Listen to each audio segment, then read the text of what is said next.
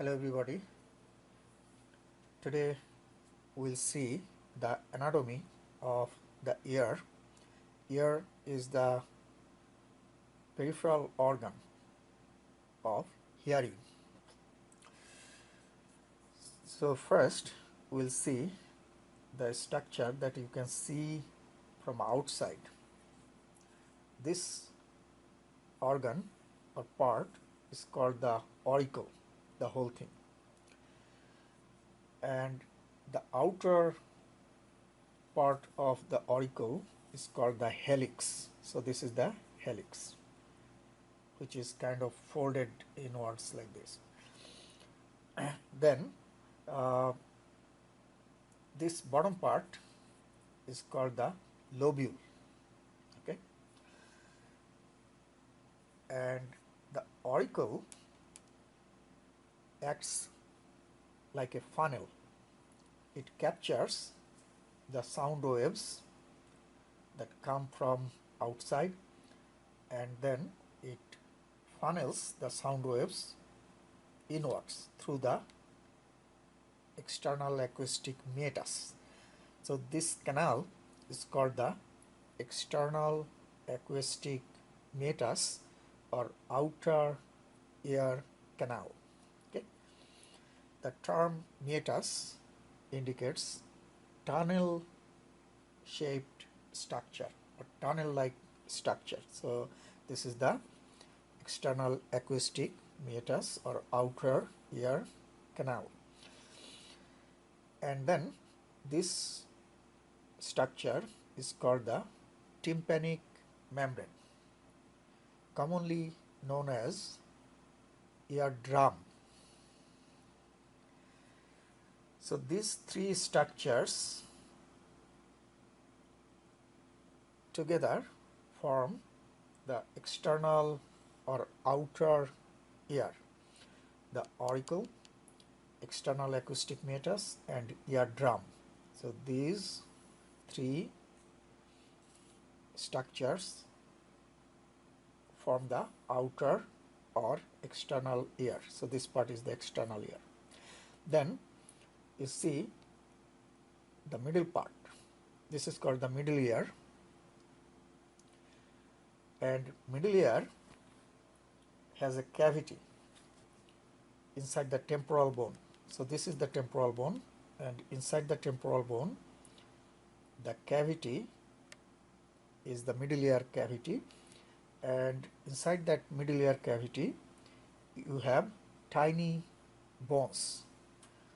There are three small bones or ossicles. So those tiny bones are called ossicles. So we'll see what are those three tiny ossicles, okay? And then the innermost part of the ear is the inner ear here. So this part is the inner ear.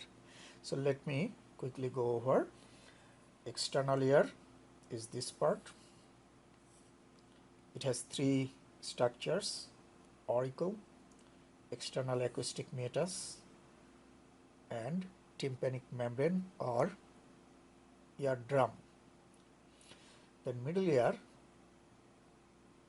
has a cavity inside the temporal bone, and inside that cavity there are three ossicles or tiny bones. They are attached to each other, okay? And then this part is the inner ear or internal ear. It has some very important structures. We'll see those, okay? So let's see those three ossicles, okay? You see, this is the eardrum, and inner side of the eardrum is attached to this first ossicle. This is called the malleus. So this one is the malleus. You see, it is attached to the inner side of the eardrum or tympanic membrane. So that is the first ossicle. Then this is the middle one called the incus. So this is the malleus, this is the incus, and this one is the steps. Okay, so malleus is attached to the inner surface of the tympanic membrane. Then here you see the other side of, or other end of malleus is attached to the middle one, middle ossicle attached. This is the incus, and then the other end of the incus is attached to the steps. This one is the steps. Okay, and the steps is attached to the oval window. So you have a membrane, oval shaped membrane here, that is called the oval window, and the steps is attached to the oval window. So what happens when the sound waves enter through the external acoustic meatus? They hit the tympanic membrane or eardrum. This is an extremely thin membrane, eardrum. Okay? So the waves hit the tympanic membrane or eardrum one after another, and that will vibrate the tympanic membrane, right? And when the tympanic membrane will vibrate, then all three ossicles will vibrate, because the first one, malleus, is attached to the tympanic membrane, right? And incus is attached to the malleus, and steps is attached to the incus. So all three are attached to each other. So what will happen? The three ossicles will vibrate like this, and that is very important, because that vibration of those three ossicles increase the pressure or intensity of the sound many times. Okay, so the sound pressure will be amplified. Sometimes, the joints between these three ossicles, tiny ossicles, can get fixed due to accumulation of some scar tissue or fat tissue, that will reduce the vibration, right, the flexibility of the joints, and that may lead to hearing loss. Okay, then since the last one, steps, is attached to the oval window, so oval window, that membrane, oval shaped membrane, will also vibrate, right? Now let's see the inner ear. Inner ear has two types of structures. This one is a snail shaped hard bony structure filled with fluid. This is called the cochlea. Okay, so this snail shaped bony structure is called the cochlea. It is filled with fluid. Okay, the cochlea is very important because the sound receptor cells, called the hair cells, are located inside the cochlea. Okay, so if any damage occurs in the cochlea, then the person will lose the ability to hear the sound, hearing loss or deafness. So in that case, sometimes we transplant or implant the cochlear implant. You probably have heard that may improve the hearing ability a little bit, but not too much. So this is the cochlea.